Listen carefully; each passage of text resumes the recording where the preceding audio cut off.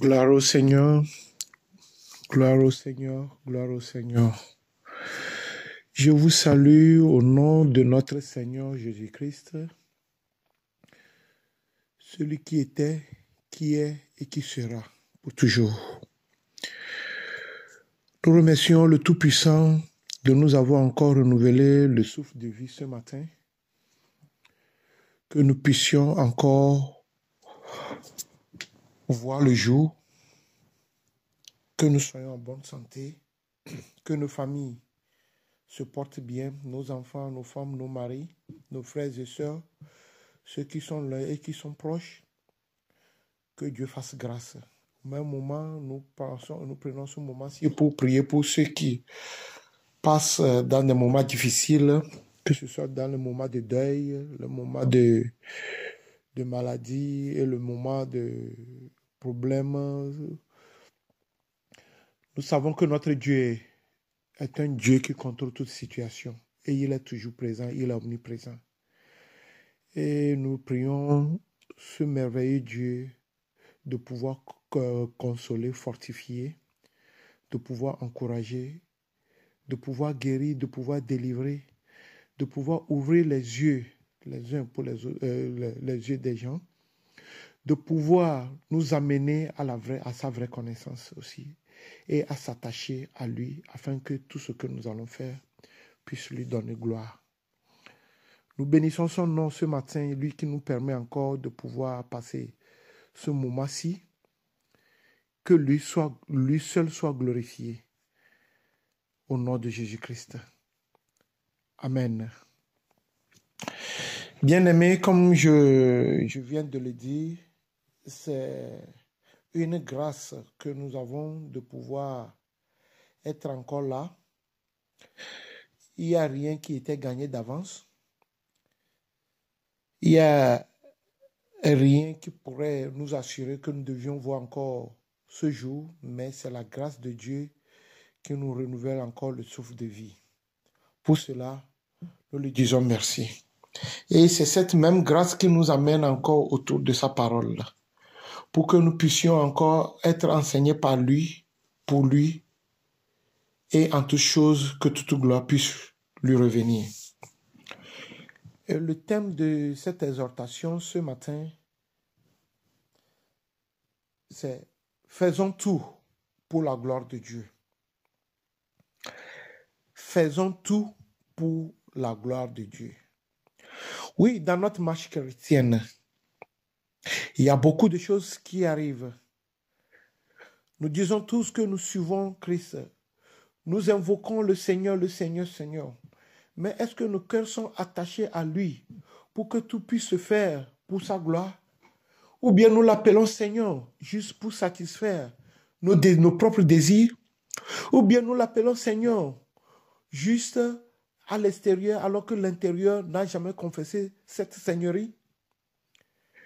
Mais ici, comme le thème nous le dit, faisons tout pour la gloire de Dieu. Ça veut dire que le but premier de tout celui qui dit Seigneur, c'est que tout pour la gloire de Dieu. L'objectif premier de tout disciple de Christ, c'est Jésus-Christ. Le but premier de tous ceux qui disent qu'ils ont reçu le Seigneur en tant que Maître, Seigneur et Sauveur, doivent savoir que tout doit être fait pour sa gloire. Alléluia. Ce qui nous amène dans 1 Corinthiens 10, seulement le 31e verset. Alléluia. 1 Corinthiens 10, verset 31. La Bible nous dit, soit donc que vous mangez, soit que vous buvez, soit que vous fassiez quelque autre chose, faites tout pour la gloire de Dieu. Alléluia. Soit que nous mangeons, soit que nous buvons, soit que nous fassions quelque autre chose, que tous puissent faire pour la gloire de Dieu. Bien-aimé, ce verset est un petit verset, mais très, très, très costaud. Ça veut dire que Tu ne t'appartiens plus. Tout ce que tu dois faire dans tes entreprises, dans tes projets, dans tes démarches, dans ce que tu voudras faire, il faut que tu sois assuré que c'est pour la gloire de Dieu. Il faut que tu puisses privilégier la gloire de Dieu. Il faut que tu puisses prioriser la gloire de Dieu. Il faut que tu puisses mettre la gloire de Dieu devant toutes choses. Alléluia. C'est ce que Paul est en train de dire aux Corinthiens ici. Même dans la nourriture, il faut que tu puisses s'assurer que c'est pour la gloire de Dieu. Même si tu veux boire, il faut que tu sois assuré que c'est pour la gloire de Dieu. Quoi que nous allons faire, quoi que nous fassions, il faudrait que vraiment nous puissions nous assurer que c'est pour la gloire de Dieu. Bien aimé, la gloire de Dieu doit être la priorité principale, la priorité première, la priorité de toutes les priorités.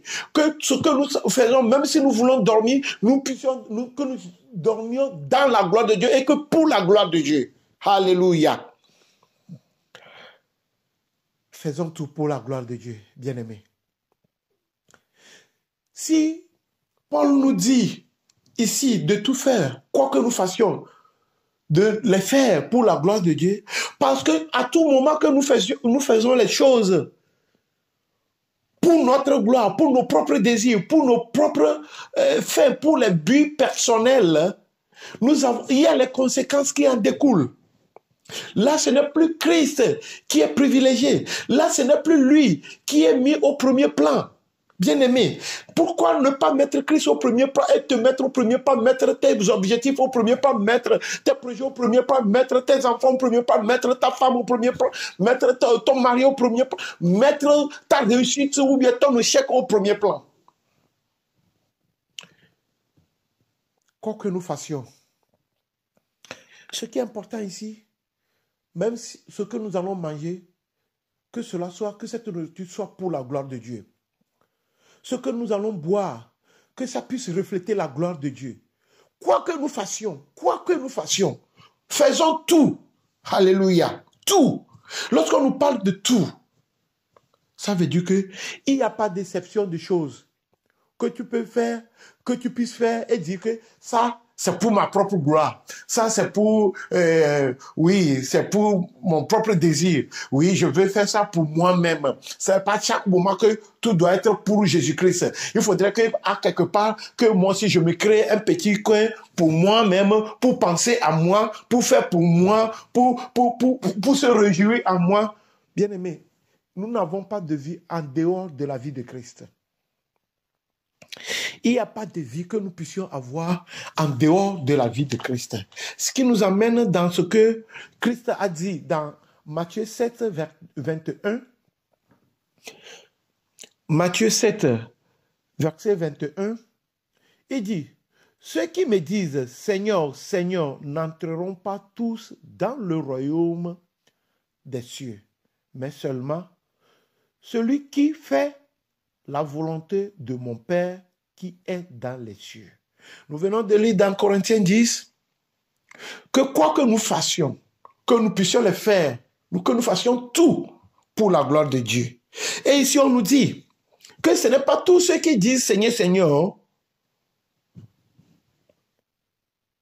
qui entreront dans le royaume, mais seulement celui qui fait la volonté du Père qui est dans les cieux. Alléluia. Ça veut dire que ton existence, c'est pour faire la volonté du Père. Ta vie, c'est pour plaire à Dieu. C'est que tout soit fait pour la gloire de Dieu. C'est que tu puisses t'assurer que ce n'est pas seulement tu appelles Seigneur, Seigneur, et que tu fasses des choses pour ta propre volonté, pour toi-même. Et ici, Jésus-Christ est très formel là-dessus. Ce n'est pas tous ceux qui disent Seigneur, Seigneur. Bien-aimés, nous disons tous aujourd'hui que nous sommes des chrétiens et nous invoquons ce nom, Seigneur, Seigneur, Seigneur, oui, bien sûr.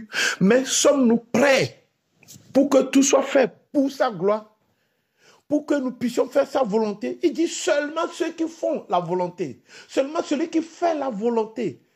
Seulement celui qui fait la volonté. Ce mot volonté nous amène que vraiment tout ce que nous devions faire doit être pour la gloire de Dieu. Ce que Christ nous demande de faire, la manière dont Christ nous demande de manger, la manière dont Christ nous demande de marcher, la manière dont Christ nous demande de parler, la manière dont Christ nous demande d'agir, la manière dont Christ nous demande de faire les choses. C'est la manière, la priorité des manières. Alléluia. Et non la manière dont nous voulons le faire. Et non la manière dont nous voulons marcher. Et non la manière dont nous voulons répondre. Et non la manière dont nous voulons agir. Et la manière dont nous voulons nous comporter. Non. Nous sommes sortis de l'esclavage du monde, mais nous sommes esclaves de Christ. Et Christ, la volonté de Christ est la priorité des priorités pour tout chrétien.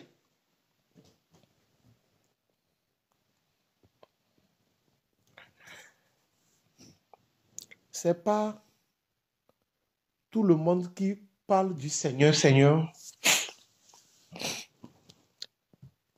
qui entrera dans le royaume. Mais qui sont ceux-là qui vont rentrer? On dit ceux qui font la volonté. C'est quoi la volonté de Dieu? Et lorsqu'on nous dit ça,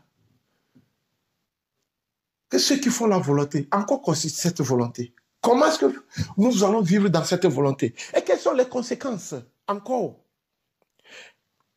Nous allons voir maintenant l'exemple dans la Bible de ce qui est arrivé à nos pères. Ce qui était arrivé à nos pères. Et ça, nous le voyons toujours dans 1 Corinthiens 10, du premier verset au 13e verset. 1 Corinthiens 10, le premier verset au 13e verset. Frères, je ne veux pas que vous ignorez que nos pères ont tous été sous la nuée, qu'ils ont tous passé au travers de la mer, qu'ils ont tous été baptisés à Moïse dans la nuée et dans la mer, qu'ils ont tous mangé le même aliment spirituel et qu'ils ont tous bu le même breuvage spirituel, car ils buvaient à un rocher spirituel qui les suivait et ce rocher était Christ. Alléluia. Nous allons nous arrêter un peu là-bas, au verset 4 d'abord. Et si la Bible nous dit que nous ne puissions pas ignorer ce qui était arrivé à nos parents, ce qui était arrivé à nos pères, ceux-là qui étaient à Moïse, baptisés à Moïse, ceux-là dont Christ était avec eux, ceux-là qui faisaient l'exode. Alléluia. Ils étaient tous sous la même nuée. Ils ont tous mangé le même aliment spirituel, la même nourriture spirituelle. Ils étaient tous sous le même enseignement. C'est-à-dire qu'ils recevaient le même enseignement. Ils recevaient la même nourriture, le même aliment spirituel. Ils ont été édifiés de la même sorte. On leur a présenté le même Dieu. Et ils ont confessé qu'ils vont suivre ce même Dieu. Raison pour laquelle ils ont suivi Moïse. Alléluia. Ils ont tous passé par la mer. Ils ont été tous baptisés. Alléluia. Et ils buvaient le même breuvage spirituel. Car ils buvaient à un rocher spirituel qui les suivait. Ça veut dire qu'ici, on nous dit que ce qu'ils buvaient, le rocher dans lequel ils buvaient aussi, c'était le même rocher. Et ce rocher s'appelle Jésus-Christ. Et aujourd'hui, nous aussi, nous disons que nous suivons Christ. C'est Jésus-Christ qui est en tout et pour tout pour nous. C'est Jésus-Christ qui est notre vie. On nous dit que tous ces gens-là en Moïse étaient avec Christ. Jésus-Christ était le rocher qui les suivait. Et Jésus-Christ les nourrissait. Il les abreuvait. Il les donnait à boire. Ils ont reçu le même baptême. Ils recevaient le même enseignement. Ils recevaient les mêmes ordonnances. Ils recevaient les mêmes choses. Et ils ont tous dit qu'ils vont suivre cette voie. Oh, nous sommes sur la voie de Christ. Mais sommes-nous tous prêts pour faire ce que Christ nous dit? Comme nos pères, tout était là pour eux. Et Christ était là. Christ était là, ce moment-là, dans le désert avec eux. Lorsqu'ils devaient passaient dans la mer, Christ était là avec eux. Lorsqu'il était dans le désert, Christ était là avec eux. Avant de quitter l'Égypte, Christ était là avec eux. Christ les donnait à manger, Christ les donnait à boire. Les aliments spirituels, la nourriture spirituelle, le brevet spirituel, il les recevait, eux tous, sans exception. Mais Christ dit, ce n'est pas tous ceux qui disent Seigneur, Seigneur, qui va rentrer. Ceux-là, ce n'est pas tous ceux qui disent Seigneur, Seigneur, qui entreront dans le royaume. Alors, c'est quoi le problème? Si nous tous, nous avons compris que c'est lui, Jésus-Christ, qui nous accompagne dans nos voies, c'est lui, c'est lui que nous suivons.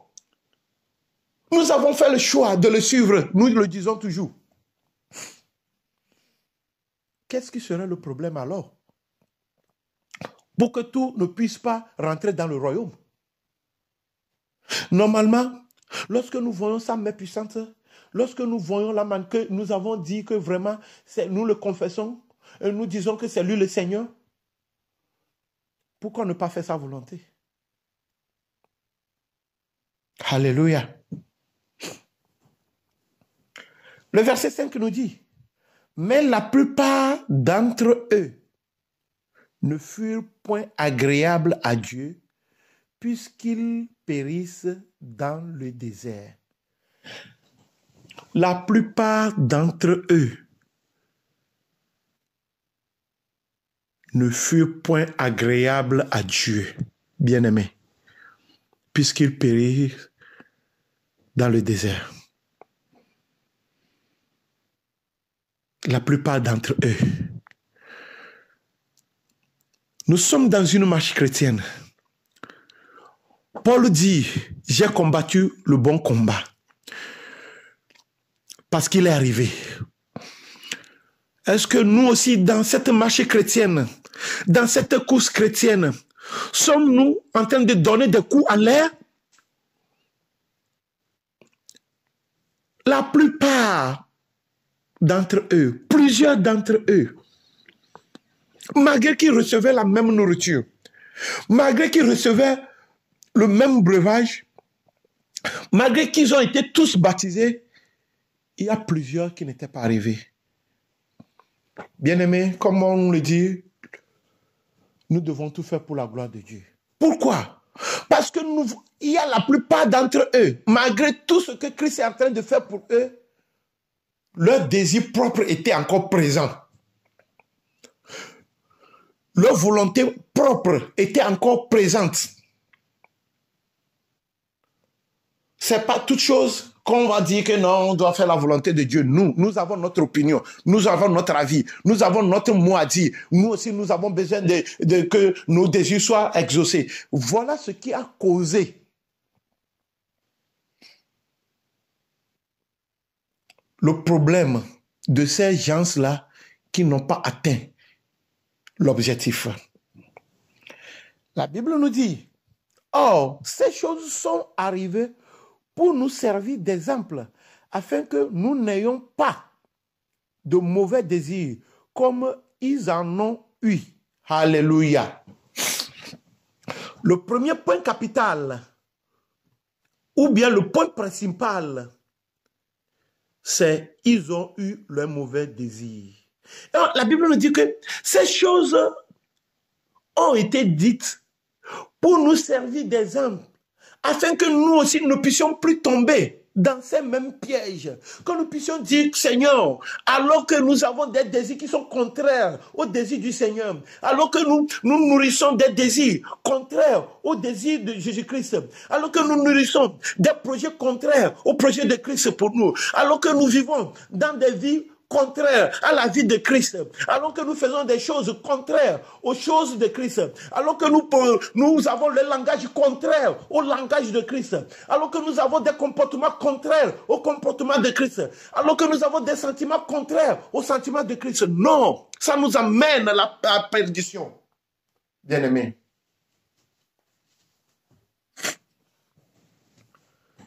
ces choses sont arrivées pour nous servir d'exemple, bien-aimés.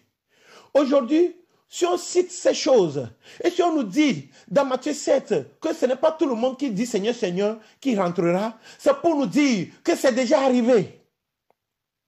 Et que nous puissions prendre garde et que nous soyons conscients que nous devons tout faire pour la gloire de Dieu. Que nous devons donner tout pour la gloire de Dieu.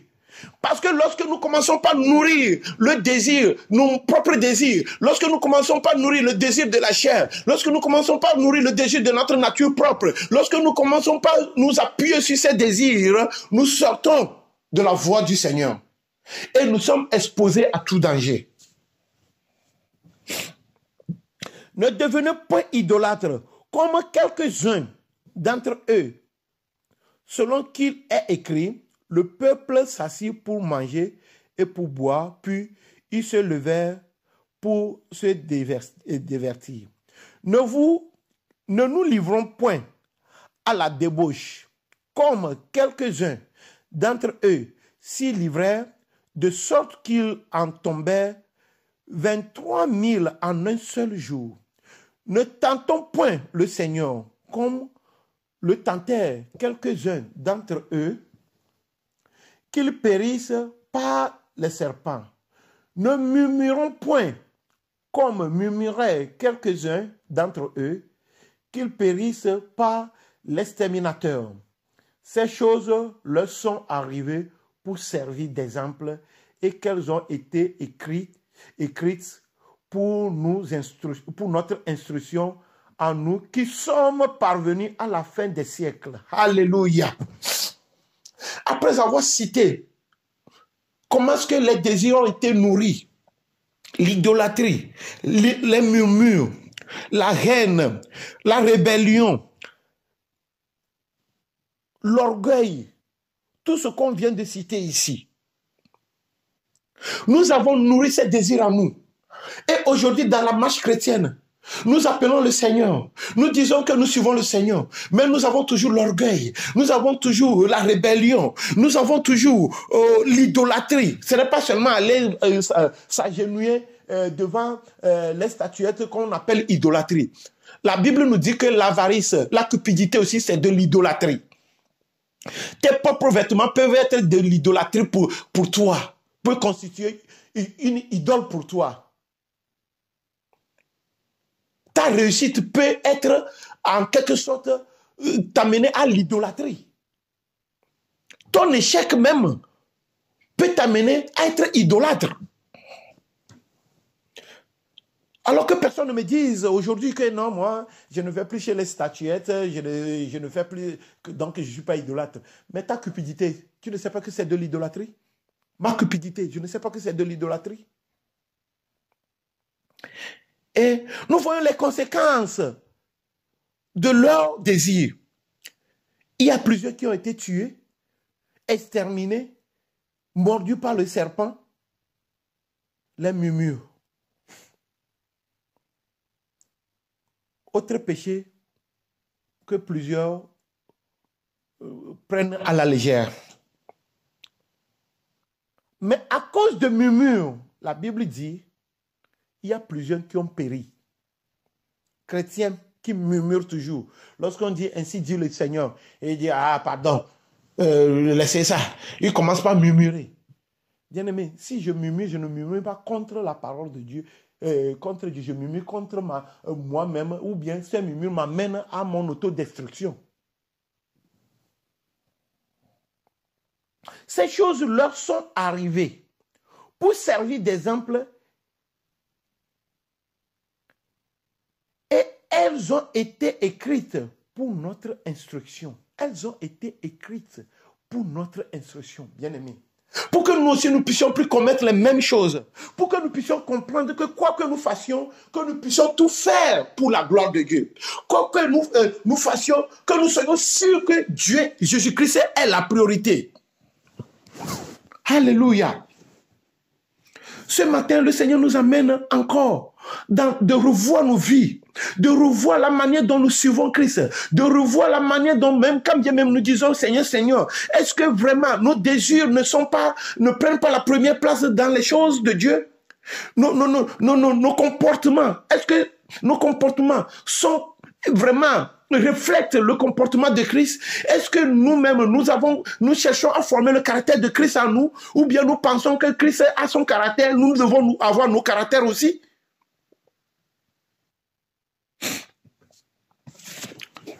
La Bible nous dit, ainsi donc, que celui qui croit être debout prenne garde de tomber. Que celui qui croit, le verset 12, que celui qui croit être debout prenne garde de tomber. Aujourd'hui, c'est l'orgueil qui nous fait tomber beaucoup parce qu'on pense trop qu'on est debout. Et on pense qu'on peut arriver. On pense que oui, nous sommes, Jésus-Christ, là où tu m'as amené là, laisse-moi moi-même, je vais continuer. Parce que je suis maintenant fort, je suis costaud, je peux arriver moi-même, je peux le faire moi-même, je peux organiser moi-même, je peux prendre soin de moi-même. Non, bien-aimé, toi qui penses être debout, fais attention de tomber. Parce que sans Jésus-Christ, tu ne peux pas. Ton orgueil te dit que tu peux, ton arrogance te dit que tu peux. Ton moi te dit que oui, tu es quelqu'un, mais je vais te dire que sans Christ, tu n'es rien. Je vais me dire que sans Christ, je ne suis rien. Que celui qui pense être debout, tu sais seulement, tu as pensé que tu es debout. Tu as pensé seulement être debout, mais en réalité, tu ne l'es pas. Celui qui croit qu'il est debout. Tu as cru seulement que tu es debout. Mais en réalité, c'est Christ qui te met debout. Et tu dois savoir que tes désirs vont te faire chuter. Tes comportements peuvent te faire tomber. Ton langage peut être la source de ta chute, puisque l'orgueil précède la chute. Et si l'orgueil nous amène à penser que nous sommes quelqu'un et nous pouvons le faire sans Christ, bien aimé, c'est la chute qui nous attend, parce que l'orgueil précède la chute. Mais l'humilité, avant, se remettre à Christ, savoir faire tout pour la gloire de Christ, faire tout, prioriser Christ, mettre Christ devant tout. Alléluia. Oh, alléluia. Aucune tentation ne vous est survenue qui n'ait été humaine. Et Dieu qui est fidèle ne permettra pas que vous soyez tentés au-delà de vos forces. Mais avec la tentation, il prépare aussi le moyen d'en sortir afin que tout puisse la supporter. Vous puissiez la supporter. Alléluia. Nous comprenons ici que si nous n'avons pas d'excuse qui nous permettra de défendre nos vies, nos caractères, nos attitudes, nos manières d'agir, nos désirs qui sont contraires aux désirs de l'esprit. Ici, on nous dit, il n'y a aucune tentation qui n'est humaine. Dieu ne permettra pas que ce qui te dépasse. Alors ne me dis pas que c'est ta situation dans laquelle tu t'es retrouvé qui a fait que c'est ma situation. Tu sais, c'est les problèmes qui m'ont arrivé. Ou bien tu sais que il n'y a pas, tu sais que tout ce qui pourrait t'arriver, même si Dieu te dit que même si tu veux boire, il faut t'assurer que c'est pour la gloire de Dieu. Aucune situation ne peut pas t'amener à faire quelque chose qui n'est pas pour la gloire de Dieu. Devant les situations, devant les épreuves, devant les tentations, que ce soit dans la réussite, que ce soit dans l'échec, que ce soit dans les problèmes, que ce soit dans les détresses, que ce soit dans n'importe quelle situation, la première question, est-ce que je fais ça là pour la gloire de Dieu? Mon agissement va plaire à Jésus-Christ? C'est de m'assurer que ce ne sont pas mes désirs propres qui m'amènent à agir ainsi. Que ce ne sont pas des choses qui sont propres à moi qui m'amènent à me comporter ainsi. Mais que vraiment, c'est pour la gloire de Dieu que je le fais. C'est pour faire la volonté de Dieu. La Bible dit que c'est seulement ceux qui font la volonté de Dieu, ceux qui mettent Dieu au premier plan, ceux qui font tout pour la gloire de Dieu. Bien-aimés, ce matin, nous n'allons pas aller très loin. Faisons tout pour la gloire de Dieu. Faisons tout pour la gloire de Dieu. Nous n'aurons pas d'excuses ce jour-là, parce qu'on nous a dit quoi que nous fassions. Et ici, que ce soit les tentations aussi, ce ne sont pas d'excuses, parce que Dieu est là toujours avec toi, pour que tu puisses faire le bon choix. Alléluia. Vraiment que le Seigneur nous bénisse ce matin, que le Seigneur nous aide à ce que nous fassions tout pour la gloire de Dieu. Et que nous fassions sa volonté. Que nos désirs propres ne puissent pas prendre le dessus sur la volonté de Dieu dans notre vie. Que nos désirs propres ne puissent pas occuper la première place. Que nos propres comportements ne puissent pas changer ce que nous sommes supposés faire en tant que chrétiens qui appellent, qui invoquent toujours le Seigneur. Que le Seigneur nous bénisse. Et que le Seigneur nous garde dans sa parole, dans la course chrétienne, afin que cet exemple qui a été cité, ce qui est arrivé à nos pères, ne puisse pas nous arriver. Gloire soit rendue à son nom, au nom de Jésus-Christ. Amen.